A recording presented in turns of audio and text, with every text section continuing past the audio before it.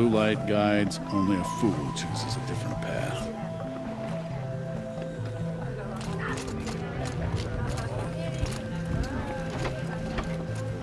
I do not want to hear this talk from you again. Doubt is heavier than a week's snow. Forgive me, my chieftain. We will be ready for the next attempt. But this will not be an attempt. It must be done.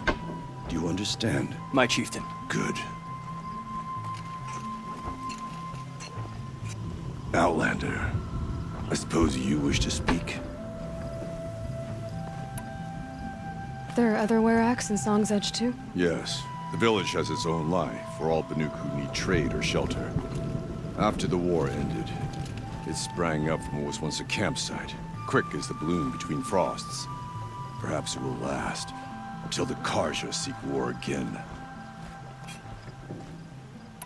Ourea knows about this Daemon. Where would I talk to her? She does a shaman's work.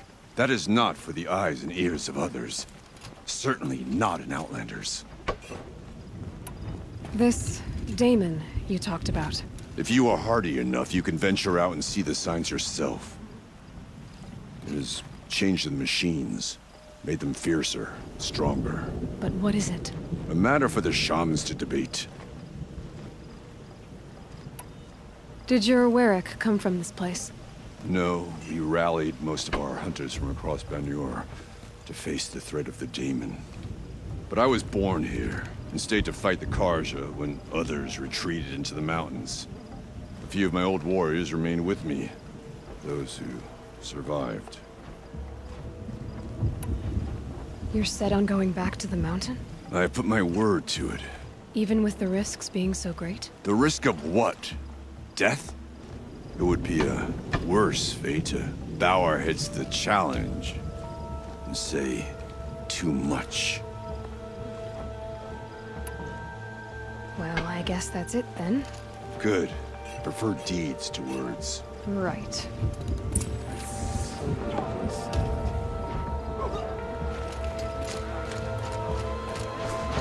We'll retake Stonemew from the bandits before long. One challenge at a time. Nothing like a little training to warm you up.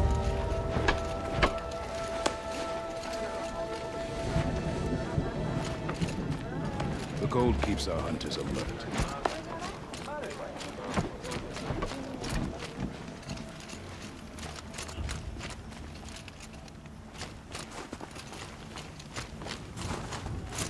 Deep in. Silence by rising. You seem sad, stranger. I heard you mention a flood? Yes. A sudden deluge, without rain or melt to explain it. I'm Laolai, the drummer of Deep Din. Or at least I was, until it disappeared under the waters. Deep Din. What's that? A hollow, carved out by the old ones. A chamber, a basin, and a musical instrument all at once. My life, my calling. I'd explain it by playing for you if I could. But its pipes are deep under the water now. So Deep Din is a place, and a musical instrument? Yes. Pipes that carry a perfect tone beneath a sonorous basin. A wondrous edifice the old ones used to carry music far and wide. During the war, my father played the pipes to rally the Banuk against the Carja. I'm the drummer now. But our battles are few and far between. Mostly I play for the joy of it. Or to remember my family. Of course, if the waters don't recede, what's the point of joy? Or remembering? So the waters came fast. One day it was dry. The next, the nearby river had risen and the entire basin was flooded. I don't understand it. There was no rain, not even any clouds, and yet the river rose higher than I'd ever seen it. And there it remains. A flood without rain. That is strange. Where is this place? I'll have a look if I'm in the area. Just northwest of here. Look all you like, but I don't see what good it'll do. The floodwaters aren't going anywhere. How does one ask a river to relent?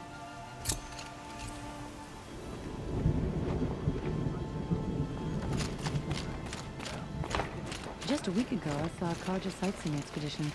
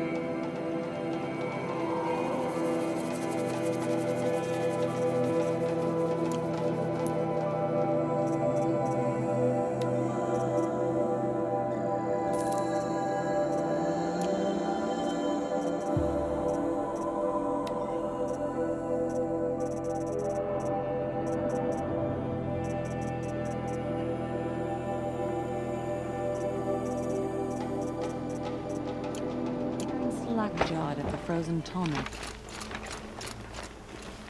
No more music. Remember, As thick as the when snow the in the old cut. ones were fresh in their graves and our numbers were still small, it was she who led us through the frozen wastes. We also remember the ravenous tribe, who delighted in sucking the marrow from our broken bones. Everywhere Banukai and her Werak fled, the ravenous tribe were never far behind. Seeking a way to defeat them, Banukai went into the wastes and let the wind whip her cheeks. And when the cold brought sleep, she dreamt of light. She saw it behind the world, a great calming sheet of icy blue. And she saw something new. Herds of machines, each filled with the same blue light. When she woke, she knew which star to follow. She walked for many days and nights until she arrived at a temple built from sparkling ice. At the gates of the temple, she was met by the machines from her dream, who bowed to her as she entered. Inside, Banukai discovered the blue light bubbling from a hole in the snowy earth like a spring. "You bid me come," she said. "My people need aid. Will you provide it?" The machines whispered to Banukai. "We go where the light goes, for we are its chosen vessels. There is darkness in your heart. It cannot hold the light for long. Carry it to your people if you must, but the cost will be great." Banukai waded into the pool. The light reared like a nest of snakes and struck Banukai, piercing her skin, filling her up. Banukai did not scream, though she was in agony. Banukai did not collapse, though her limbs shook. She climbed from the pool and carried the light inside her. She marched toward home, and the machines marched behind her. As she walked, the light struggled to push its way out of her, but the machines were there to aid her. She sewed her body shut with their cables, patched herself with their metal, and kept the light within. When she arrived, the forces of the ravenous tribe had surrounded the camp. Although the light had left her with 1,000 wounds, Banukai charged. And because she held the light, the machines followed. The ravenous tribe killed many, but those in camp rushed to join the battle. They gathered pieces of the fallen machines and from them fashioned weapons. And it was with these that Banukai's people repaid the suffering the ravenous tribe had wrought upon them. When quiet descended, Banukai finally fell. The machines bowed their heads and her Werak wept. The light she'd held within her drifted from her wounds and rose to the sky. And for just a moment, before life left her, Banu Kai knew the truth of the blue light. And she felt peace. We remember Banu Kai, the first to crawl from the cave beneath the world, brought the machines to us. When we speak the name of our tribe, we remember her. And we will not forget.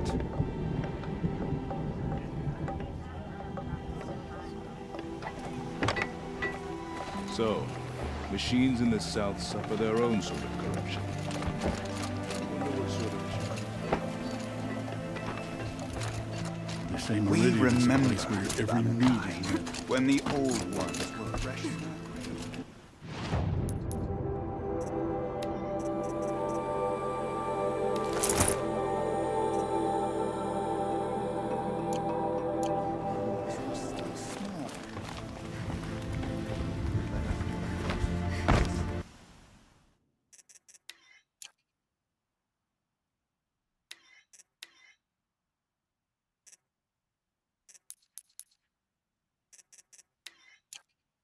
We all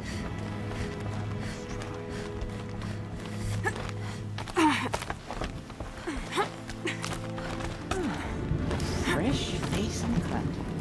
Something of a rarity these days. I've never traveled further south than the Grave Horde. In the old days, the Mad Sun King made doing so impossible.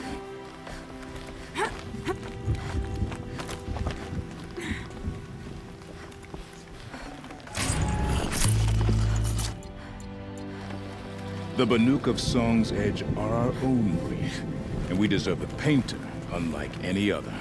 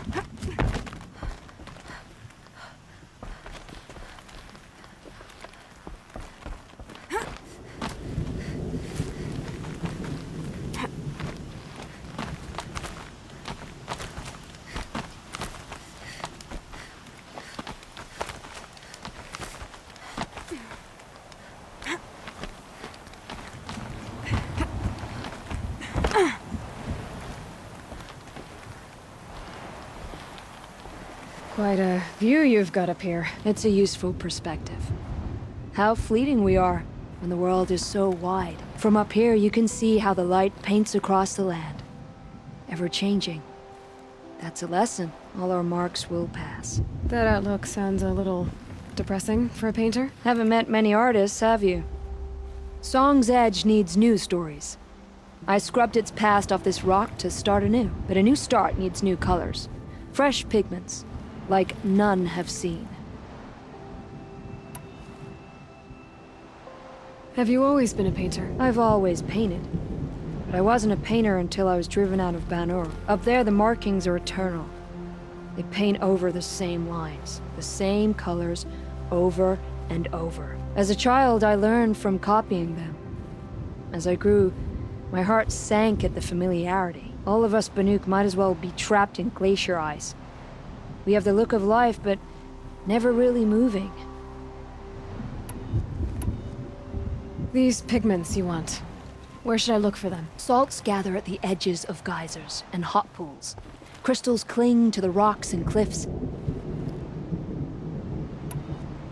The Banuk rock paintings are impressive, but, You want to know what they mean.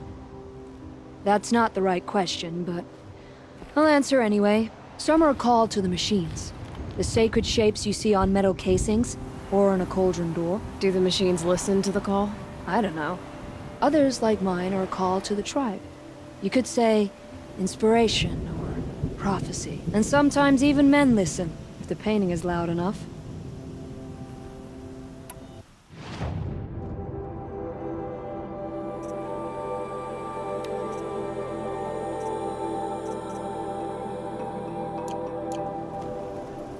I'll see what I can find for you. Seek out the vibrant ones.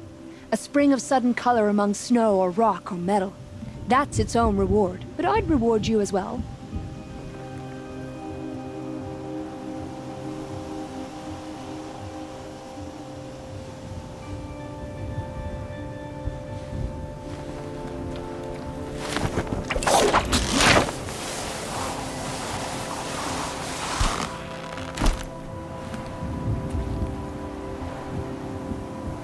None of the Southern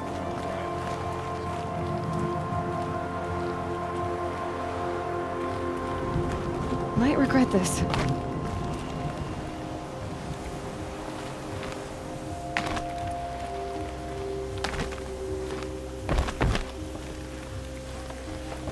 Remember, Lamkai, when the old ones were fresh in their graves and our numbers were still small.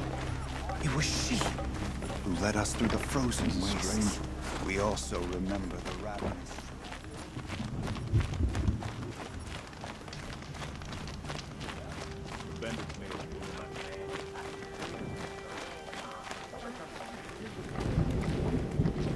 Stone yield is old.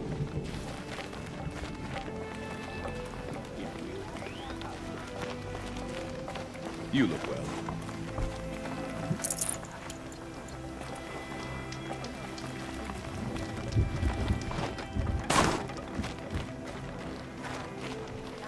I saw the frozen tall neck many years before I ever saw a living one.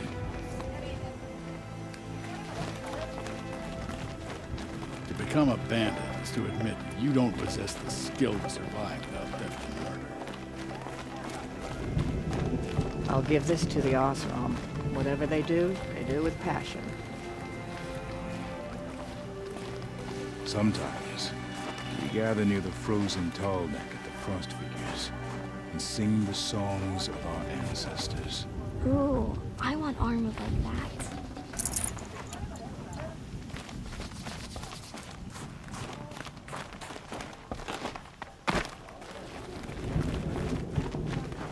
The Oseram.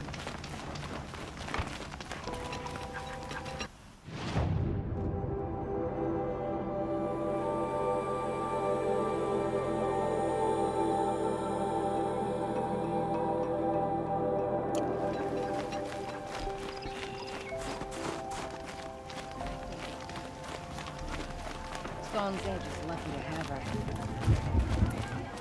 I've hunted for many years. The same machines. Okay. None of the I wanna learn southern more about how tribes this rival the daemon Nilkas affects the hunters, machines. but I've some gotta are find skilled Maria. in their own To do way. that, I need to talk to her apprentice, who followed the river north.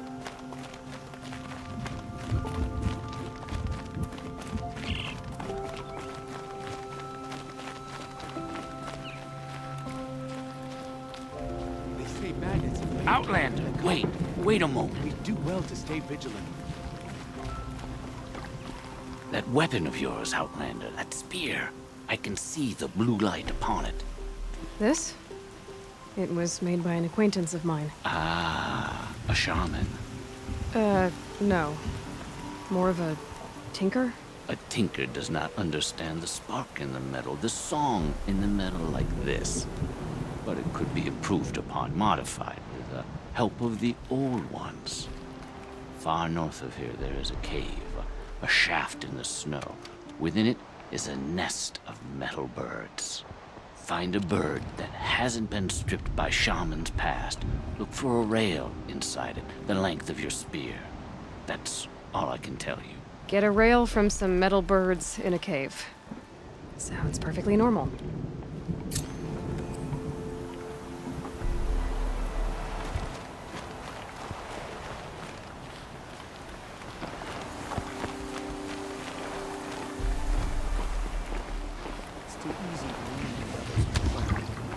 Can't let yourself get complacent. Think of the tall neck as a reminder. There is nothing the winters of the cut cannot freeze. Who took my bowl of red dye? I know someone must have it. Come on!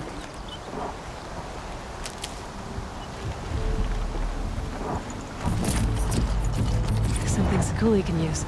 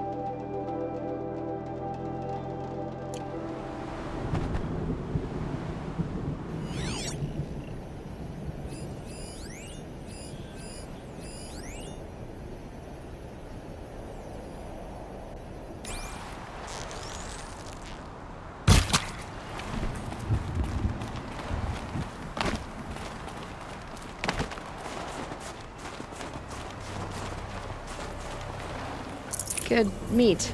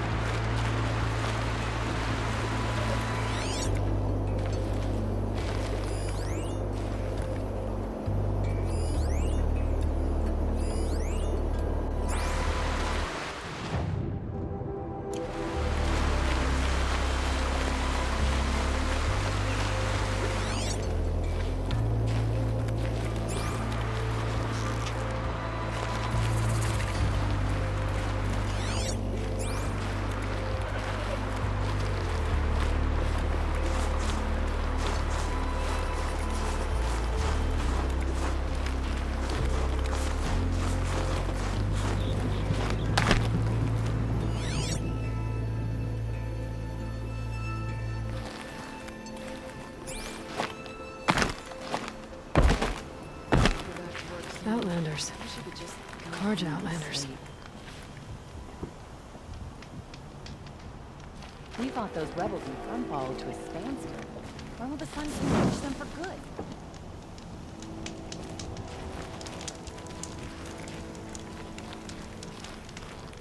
May the sun grant you a portion of its wisdom, young huntress.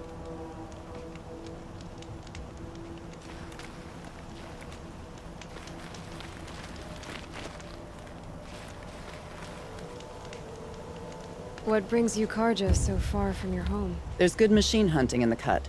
Danger, too. Some have a taste for both, and they pay people like me well to guide them. We've had a bad run this time, even after I brought this priest along to read the signs. I did say the sun's light was cast quite red the night of the... Not your concern, though, Huntress. May your arrows find their mark.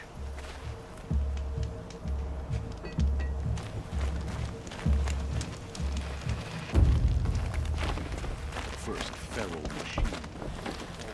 Why, hello there. By the sun.